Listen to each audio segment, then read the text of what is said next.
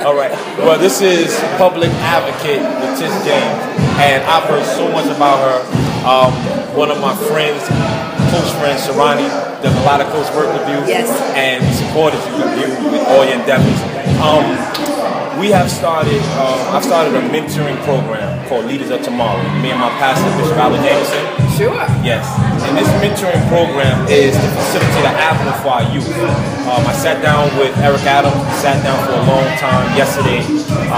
He's a good friend of mine, and he supported me with this event. We need all of the elected officials to support our mentoring movement because our kids are dying. And I'm coming before you today to ask for your support. And just ask you a question or two. How do you feel about our youth today, as far as how them not having an identity?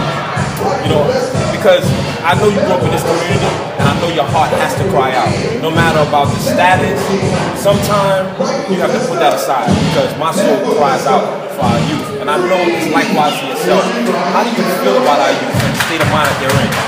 So, let me just say that our young generation, particularly young black boys, we need more positive young black male role models such as yourself. And they really have to understand and believe in the future and believe that the power is in their hands. And they've got to recognize that the greatness that lies within their DNA and who they are and where they come from. And they've got to recognize that if they come together as one, as we come together as one, we can overcome all obstacles. Listen, I'm an example. Everyone was against me during this election. Everyone. But we rocked the entire political establishment in the city of New York. Why? Because we organized and we came together. And we can do that to improve the lives of young black males. And let them know, and let the power structure know that one, NYPD cannot disrespect black and Latino men. We've got to put an end and reform, stop, and frisk. We need to find more jobs here in Central Brooklyn. We need more economic development, and we need schools that work. And we need to respect black men as they are and not see them as the boogeyman. And when we do that, we will overcome a lot.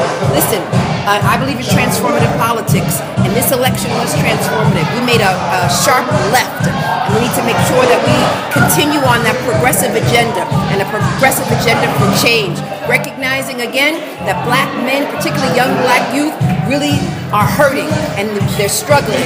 And so we've got to provide them mentorship, we've got to provide them jobs, we've got to provide them options, particularly those who come from families that are struggling to make ends meet, particularly women who are working 2 and 3 jobs who unfortunately can't supervise their children sometimes.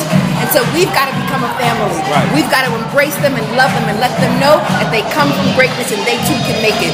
I stand before you as a lawyer, as a city council member, now as a public advocate, but someone who was once on welfare. Someone who, had 8 sisters and brothers. Some made it and some didn't, and some didn't. And I know it's particularly hard for young black males. I know that. And that's why I love them, I embrace them. I kindly pick up their pants, give them a belt, and let them know it's all right. And I too challenge them on the dance floor, just as I just challenged you and just beat you. Right. Well, you see, Latitia James, man, she's a sister. You can see this is not a propaganda. This is real talk, and real talk is real understanding. And these are people. This is a person that I would love to work with, because God is my foundation, and you don't have to have a religious stature to be a part of this movement. All you have to do is want to be a part of the movement and want to create an identity for yourself, because it's unacceptable having a game called Knockout. That's right. It's unacceptable to be on the corner selling drugs. It's unacceptable to look and want to be in a fast lane by doing criminal activities. So what we want to do is create an application so that these young kids can apply. Like, for example, I never knew about Wall Street.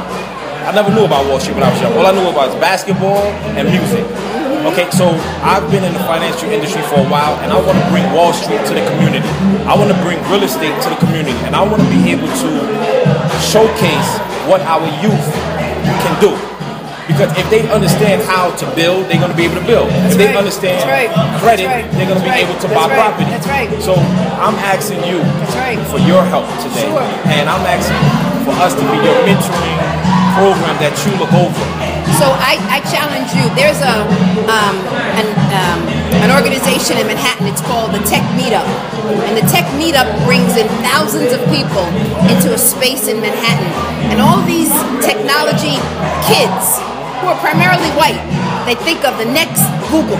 Right. We need to bring the Tech Meetup to Central Brooklyn, because the next Google innovator, creator can be right here in Central Brooklyn.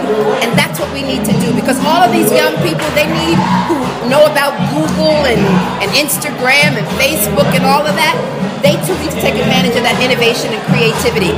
And we need to create more engineers and scientists and understand that really, we're geniuses as well, and we can create corporations and major corporations and marry them with Wall Street where the finance is. So I'm committed to doing it. I'm committed to working with you as the next public advocate. This is my ministry. Yes. And this is, the God in me loves the God in you. Yes. And Amen. together we're going to make a difference. God bless you and thank you. Peace. All right.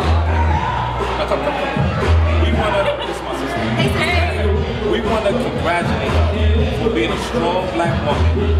And even when the naysayers said no, she believed and trusted in her identity that God has given her to be the strong black woman that she is. I salute you. I honor you today, because a lot of our black men don't honor our black women.